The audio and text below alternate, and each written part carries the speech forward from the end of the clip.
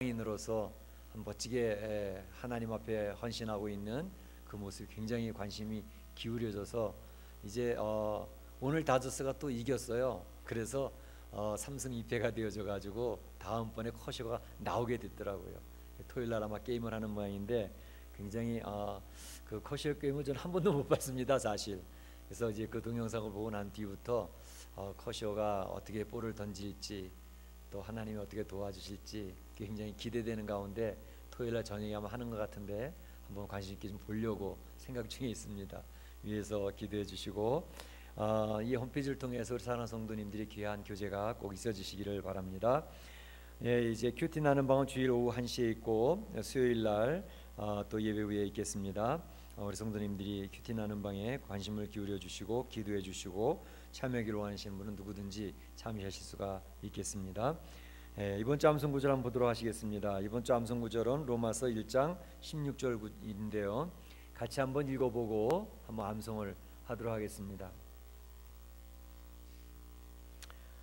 로마서 1장 16절 주보의 뒤에 보시게 되면 이제 나와 있는데 같이 한번 읽어보고 암송을 하도록 하겠습니다. 시작. 내가 복음을 부끄러워하지 아니하노니 이 복음은 모든 믿는 자에게 구원을 주시는 하나님의 능력이 됨이라. 첫째는 유대인에게요 또한 헬라인에게로다. 로마서 1장 16절 말씀. 사도 바울이 복음을 부끄러워하지 아니한다고 그랬습니다. 당시에 예수 믿는 사람들은 굉장히 움츠려진 가운데서 예수님을 믿고 있었기 때문에 굉장히 그 복음을 자랑스럽게 얘기하지 못하는 그런 상황이었지만 사도 바울은 부끄러워하지 않는다 그렇게 얘기했습니다. 왜냐하면 그 복음은 구원을 받는 자들에게는 아주 놀라운 능력으로 나타나기 때문에 그 하나님의 능력을 우리가 왜 부끄러워하겠느냐, 하나님의 능력을 자랑스럽게 자랑하는 그런 성도가 되자 그랬습니다. 구원은 사실은 먼저 유대인들에게 하나님께서 주시는 그런 은혜를 주었지만 유대인들이 하나님 말씀 제대로 받아들이지 아니함으로 이방인에게로 헬라인에게로 전 세계로 흩어지게 되었다는 것을 이야기하는 내용입니다. 같이 한번 암송해 보겠습니다.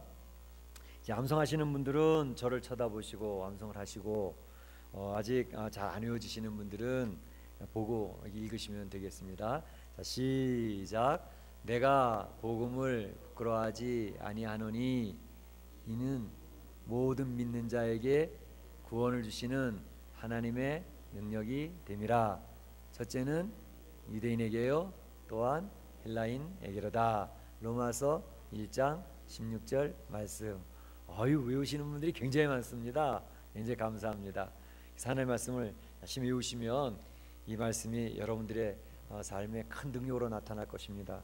어떤 분은 성경 말씀 암송하다가 질병을 치료받은 분들도 있어요. 그러니까 성경 말씀 열심히 암송하시면 그 말씀이 여러분의 삶을 지배하고 여러분 영혼을 이끌어가는 능력이 될 것입니다. 하나님 말씀 보도록 하겠습니다. 다니엘서 7장 15절 말씀부터 보겠습니다.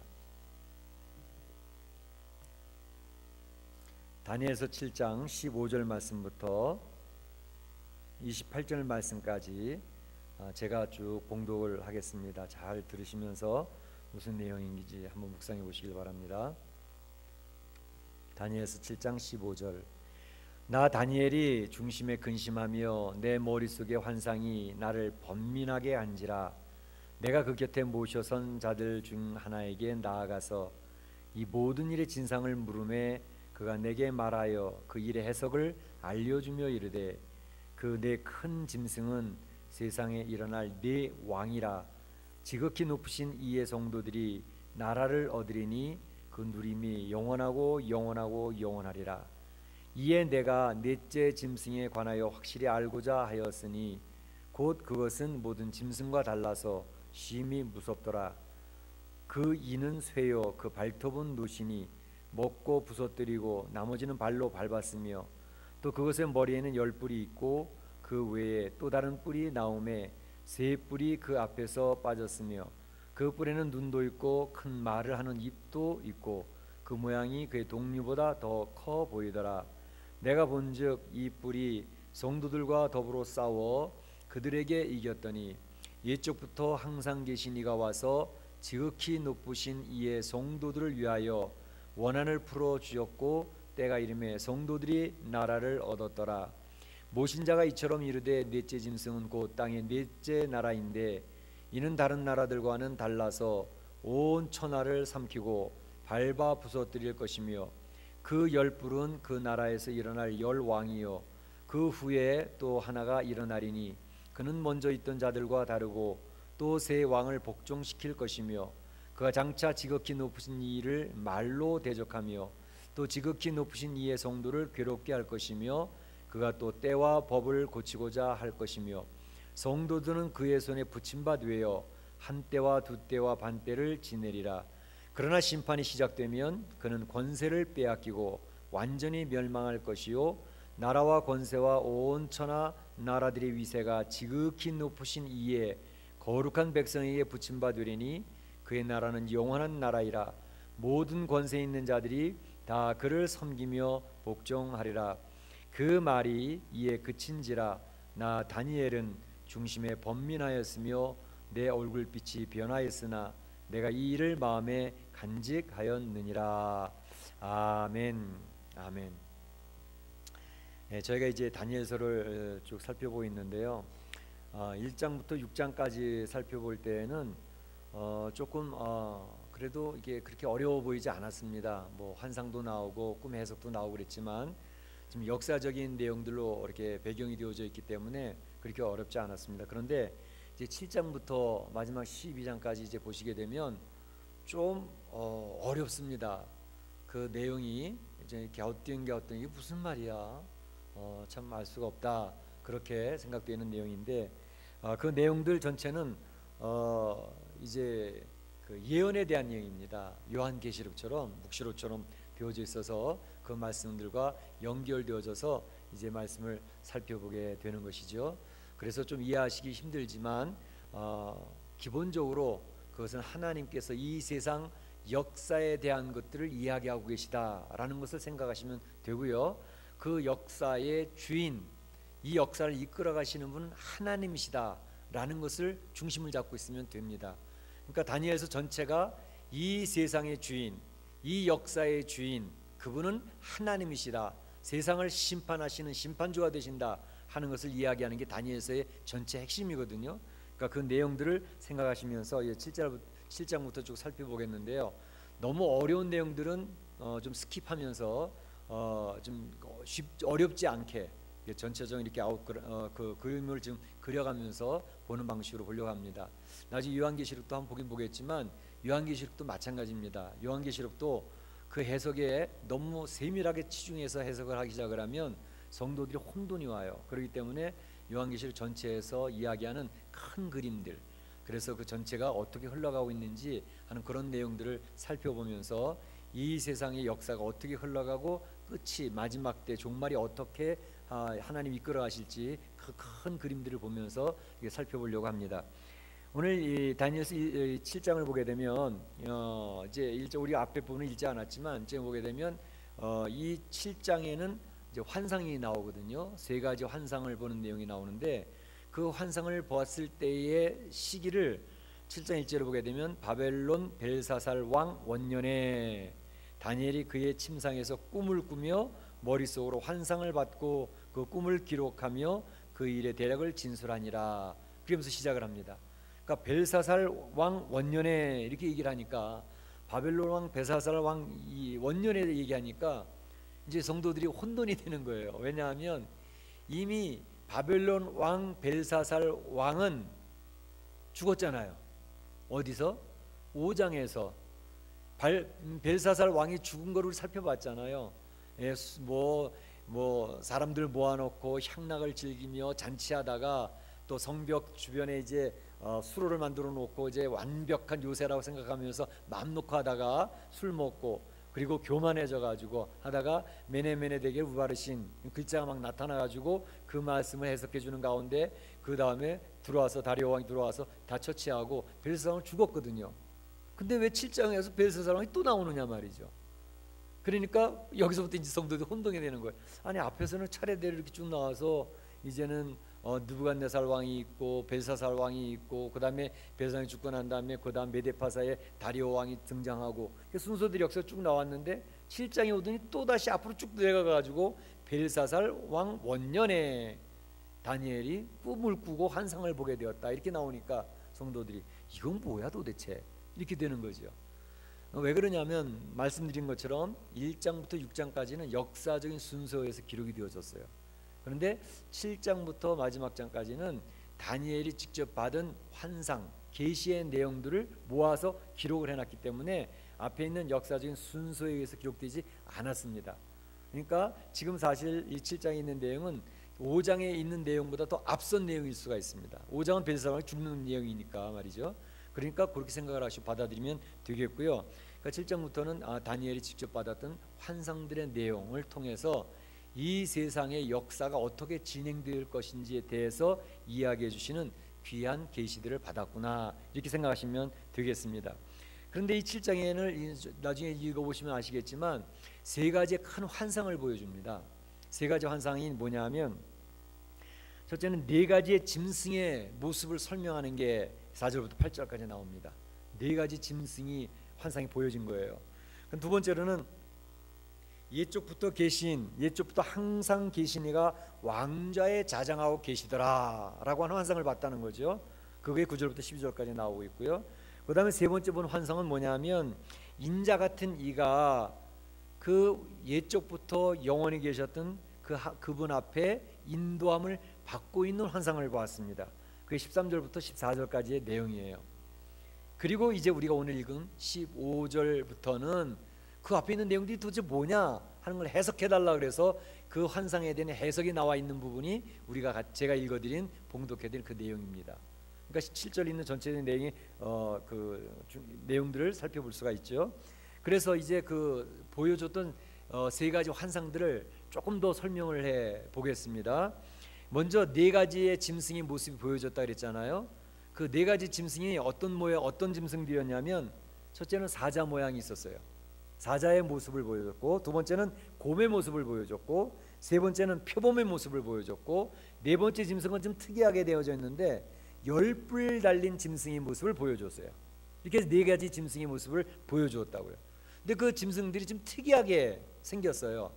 그래서 사자의 짐승을 보여줬다고 했지만 사자가 이상한 사자예요. 뭐냐면 그 사자에는 독수리 날개가 달려 있어요. 독수리 날개가 달려 있고, 그런데 독수리 날개 달려 있다가 그 날개가 뽑히는 거예요. 그리고 사자가 네 발로 이렇게 엎드려 있는 사자의 모습이 아니라 두 발로 서 있는 사자, 그렇게 되어져 있고, 또 거기 보게 되면 그 사자가 사람의 마음을 받았더라 이렇게 되어 있어요. 사자면 사자지 무슨 사람의 마음을 받아? 그렇게 설명이 되어져 있는 환상이에요. 그 다음에 또 곰을 봤는데, 곰은 어떤 거냐 하면 입에 갈비뼈 3개를 딱 물고 있어요. 갈비뼈를, 곰이 3개 갈비뼈를 물고 있어요. 그런데 또 한편으로 끼우뚱해서 한쪽을 또 이렇게 쳐들고 있는 그러한 곰의 모습입니다. 그리고 무지무지하게 아주 폭식을 하는, 잘 먹어대는 그런 곰의 환상을 보여주고 있었습니다. 그 다음에 세 번째는 표범의 모습을 보여줬는데, 표범은 날개가 4개가 달린 표범이었고, 그 표범은 표범인데 희한하게도 머리가 4개나 있어요.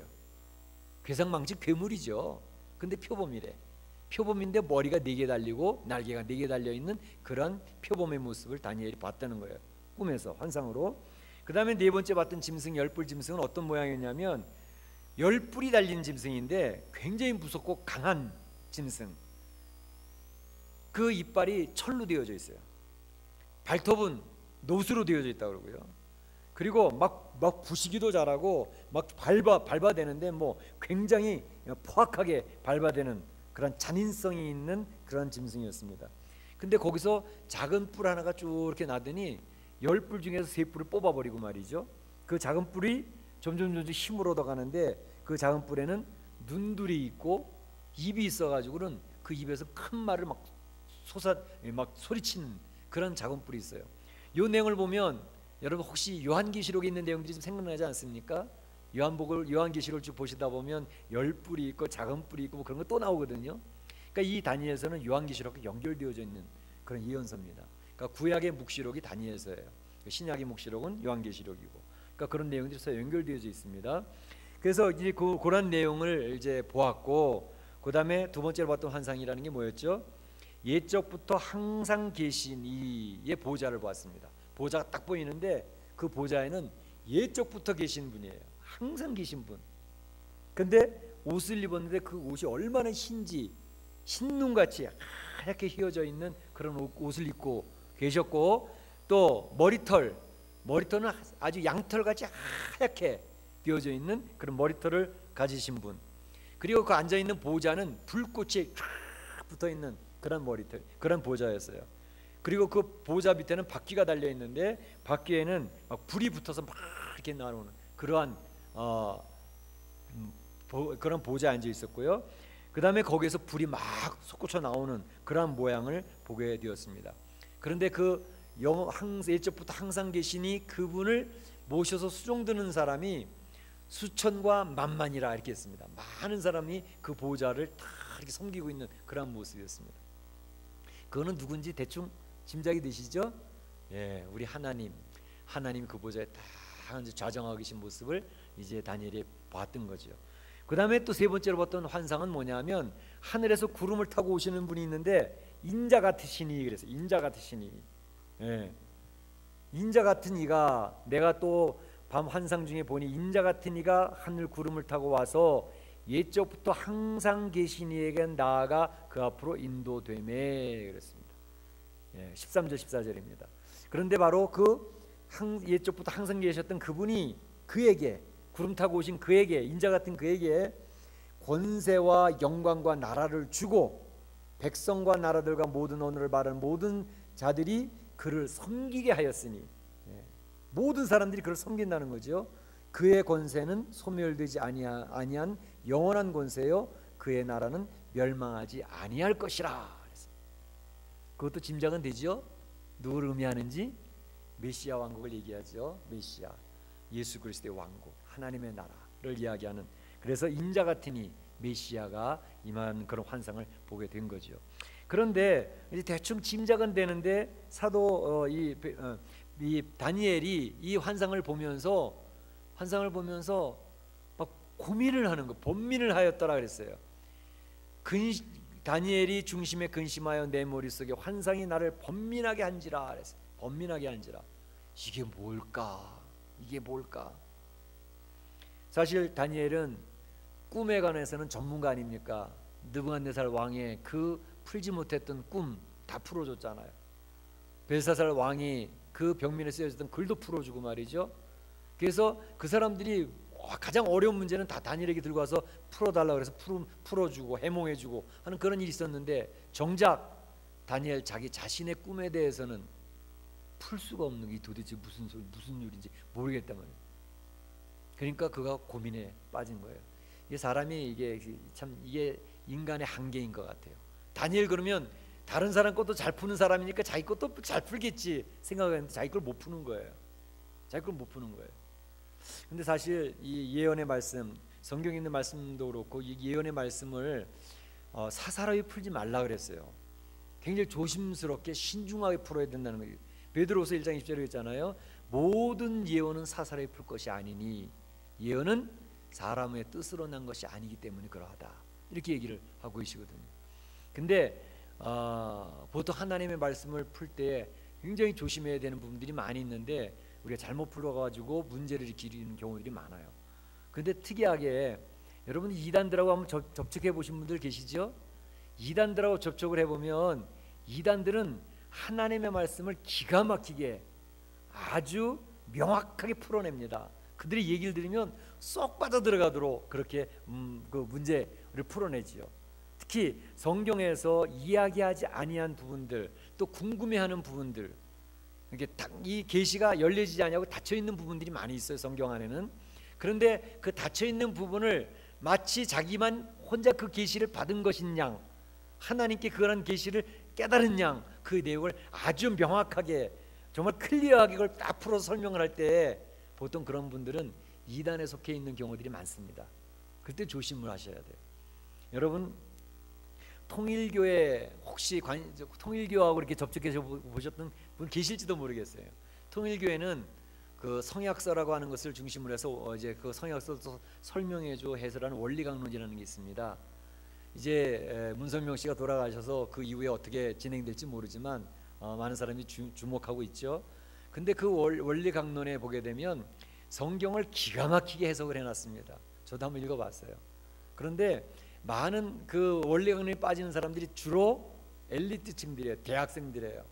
아주 실력 있는 대학생들이 그 원리 강론에 많이 빠집니다.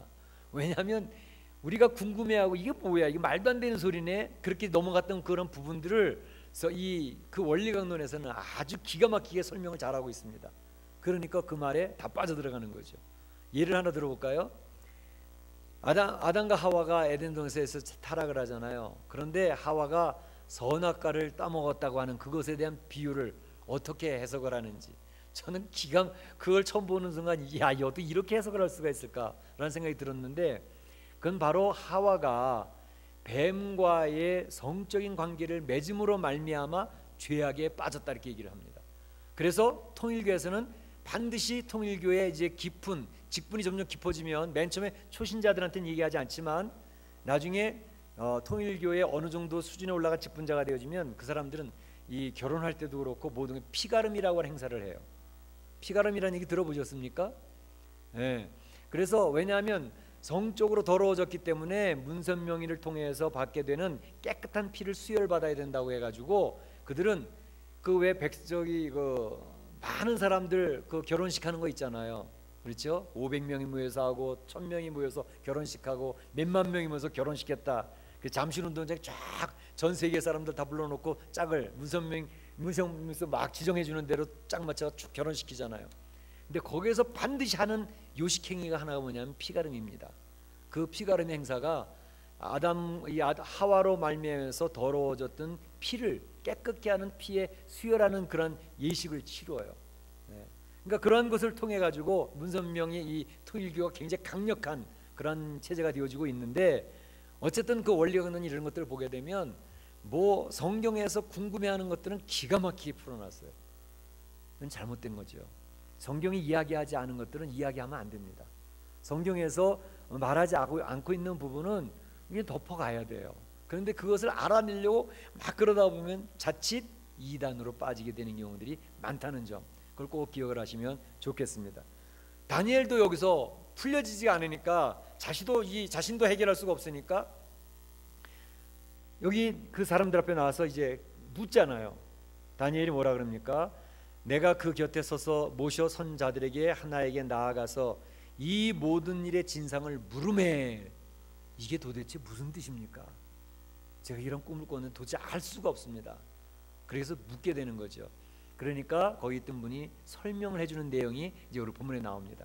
본문에 보면 그가 내게 고하여 그 일의 해석을 알게 하여 가로되 17절에 내 큰 짐승은 세상에 일어날 4명의 왕이라. 왕에 대한 것을 짐승으로 표현하고 있었다라고 성경이 설명을 해주는 거죠. 그 성경은 구약이나 신약이나 서로 이렇게 서로 맞물려서 해석해주는 부분들이 많이 있습니다. 그렇죠? 그런 것들을 잘 찾아내서 해석을 해야 되는 것이죠. 근데 여기서 해석해주는 내용은 뭐냐면 사자, 곰, 표범, 열불, 짐승, 이것들이 곧 다니엘 시대부터 시작해가지고 앞으로 일어날 나라들에 대해서 이야기를 하고 있는 것입니다. 그 사자는 어느 나라를 이야기하는 걸까? 바로 바벨론 제국을 이야기하는 것이었습니다. 이 사자는 날개가 뽑혔다 그랬잖아요. 그것처럼 느부갓네살 왕이 얼마나 권세가 대단했습니까? 그렇지만 그가 권세를 잃고 초야에 묻혀서 이 이슬을 맞으면서 정신병이 들었던 그런 일이 있지 않았습니까? 그것을 보여주는 것이 바로 사자. 굉장히 강력했던 능력이 있었던 왕이지만 그가 이렇게 처참하게 되어졌다고 하는 것을 보여주는 것이었고, 곰은 무엇을 얘기하느냐?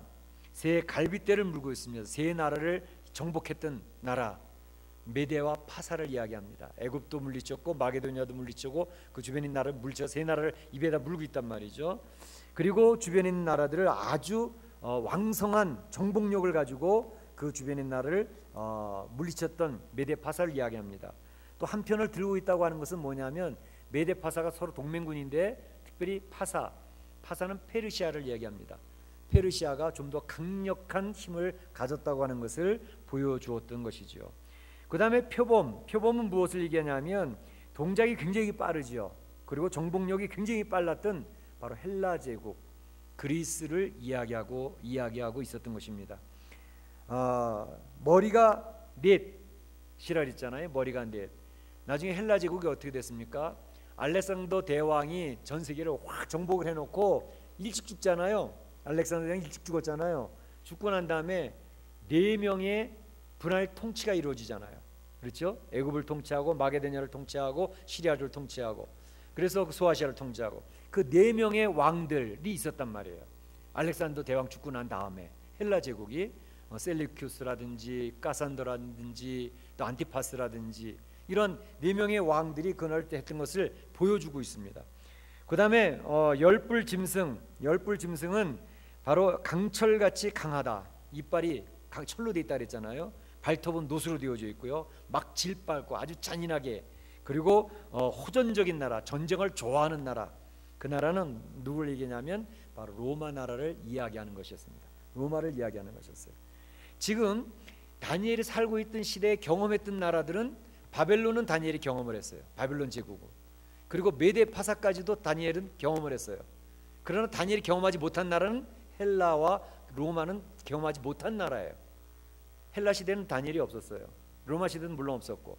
그런데 하나님이 이미 다니엘이 그런 환상을 주시면서 지금 바벨론과 메데파사는 지나가고 있지만 이제 앞으로 오게 될 헬라 제국과 로마 제국에 대한 것을 보여주시고 있었다는 것이죠. 이 내용 중에서 특별히 로마 제국 이후의 내용들도 이야기하시는데, 그 열뿔이라고 했잖아요. 열뿔이라는, 이 뿔이라고 하는 것은 힘을 이야기합니다. 요한계시록에서도 열뿔이 나오면 그 뿔은 권세, 힘을 상징한다는 것을 보시면 틀림이 없어요. 그러니까 로마 제국 이후에도 세상 나라의 왕들이 열뿔처럼 올라왔다 내렸다 계속 그렇게 왕들이 세계가 이어진다는 것을 보여주는 내용이에요. 그 중에서 작은 뿔 하나가 돋아나 가지고 그 열뿔들을 세 개를 뽑아버리고, 그 작은 뿔 하나가 점점 커져 가지고 힘을 얻어 가지고는 눈들도 많고 입에서 큰 소리가 뻥뻥 치면서 하는 그걸 얘기하는데, 그 작은 뿔을 이야기하는 것은 요한계시록에서도 마찬가지입니다. 그거는 마지막 때 이 전 세상을 호통치고 장악해 나갈 적 그리스도를 보여주는 것이라고 이렇게 성경학자들은 이야기를 하고 있습니다. 그러니까 지금 로마 제국까지만 얘기했지만 사실 그 이후에 모든 세상 나라들이 열불로 다 대치가 되어져 있고, 세상 종말에 나타날 적 그리스도까지 이미 다니엘에게 벌써 예언이 되어서 보여주고 있었다라고 하는 것을 이야기하고 있습니다. 그러니까 이러한 것들을 설명해주고 있는 건 뭐냐면, 하나님의 나라와 세상 나라가 대치하는 것이 이 우리가 살고 있는 이 역사 가운데 있게 될 것이라는 것을 큰 이 구조에서 설명하고 있는 것입니다. 하나님의 나라와 세상 나라가 계속 대적을 하게 된다. 그리고 마지막에 적그리스도가 일어나서 이 싸움이 치열해질 것을 이야기하고 있었던 것입니다.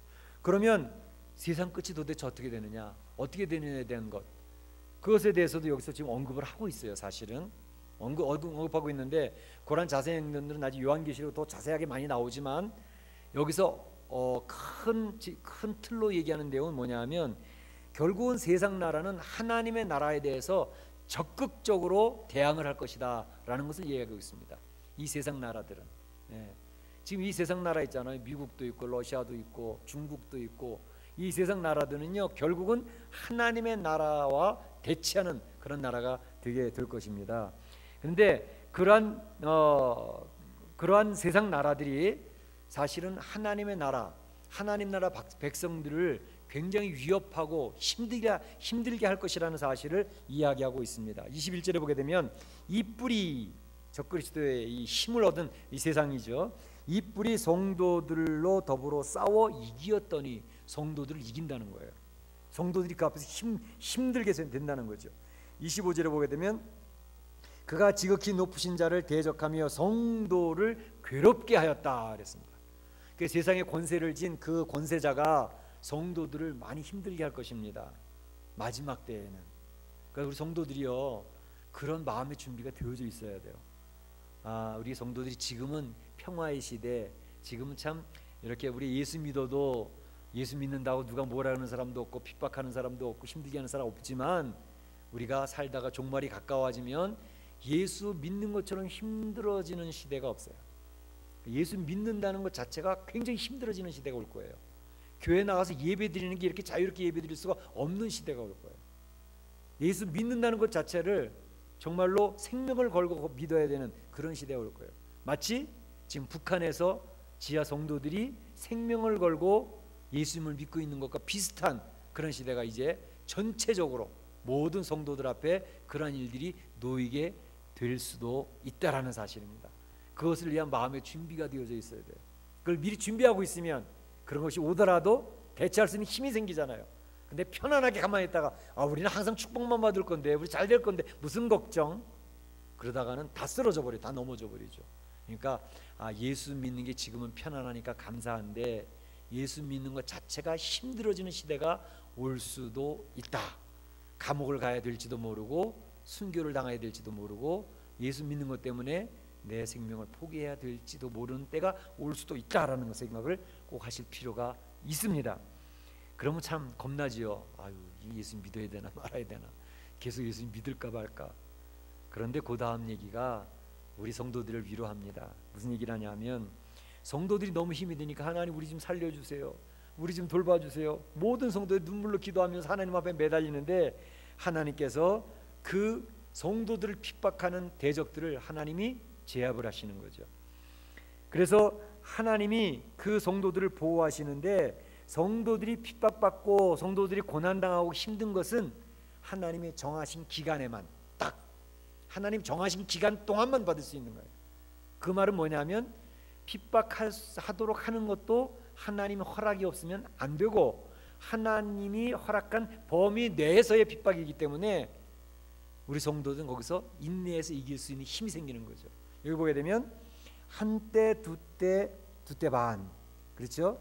그래서 그의 성도가 그의 손에 붙임받아요 한때 두때 반때를 지나니라 라고 하는 말은 하나님 정하신 그때만 지나면 성도들을 하나님께서 다시 세워주신다라고 하는 것을 이야기하고 있습니다.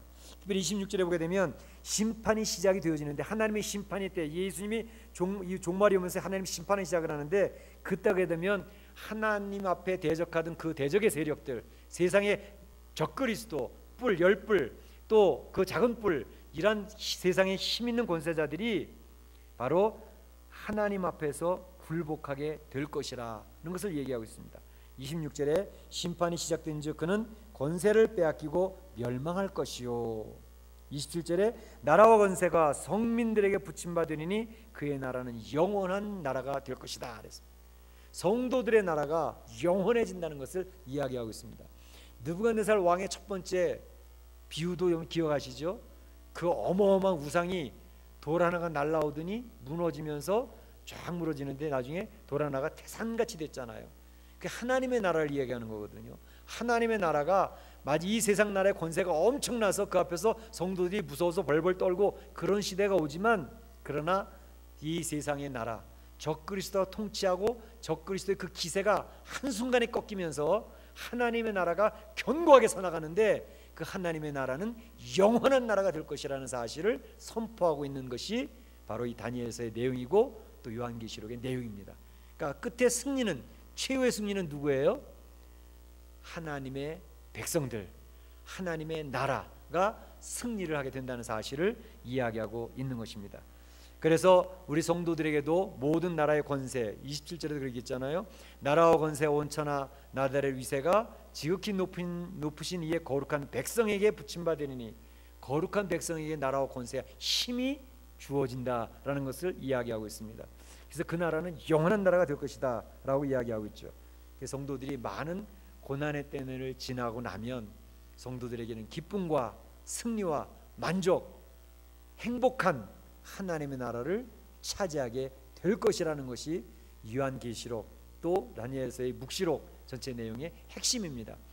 성도들이 이 세상 우주의 역사의 주인 된다는 사실을 이야기하고 있는 것입니다. 그래서 다니엘서를 쭉 보시면서 좀 이제 어려울 거예요. 7절부터 내용은 무슨 뚱딴지 같은 소리, 이게 무슨 내용인가 나오는데, 잘 들어보시면서 세상의 역사가 앞으로 어떻게 전개될 것이구나, 지금까지 이루어진 내용도 있고 아직까지 이루어지지 않은 내용들도 있습니다. 그러니까 우리 성도들이 앞으로 여기에서 이 계시의 내용들이 이제 만나게 될 그런 내용들도 있어요. 그것도 한번 잘 살펴보시길 바라고, 여기서 얘기하는 중심 내용은 이 세상의 역사는 하나님이 지금도 주관하고 계신다라고 하는 사실입니다. 믿으십니까? 미국과 러시아, 중국의 역사도 누가 주장하셔요? 하나님이 주장하고 계신다라는 확신입니다. 또 이 세상의 역사는 하나님의 나라가 세워짐으로 끝나게 된다는 것입니다. 하나님의 나라가 마지막에 완전하게 세워지게 될 것입니다. 그리고 이 세상의 역사의 주인공은 성도들입니다. 성도들이 어려울 때를 잠깐 만나게 되지만 그 어려운 때는 잠깐이고 하나님의 주시는 나라는 영원한 나라라는 사실을 기억을 하고, 혹시 어려움이 올 때 내 목에다 칼을 대고 예수 믿을래 안 믿을래 협박하거들라. 그래, 너희들의 권세는 곧 끝나고 하나님의 권세가 영원할 거야. 겁내지 말자. 그 힘을 내실 수 있기를 주의 이름으로 축원합니다. 축복합니다. 이 시간 찬송 한 장 하겠습니다. 585장 찬송.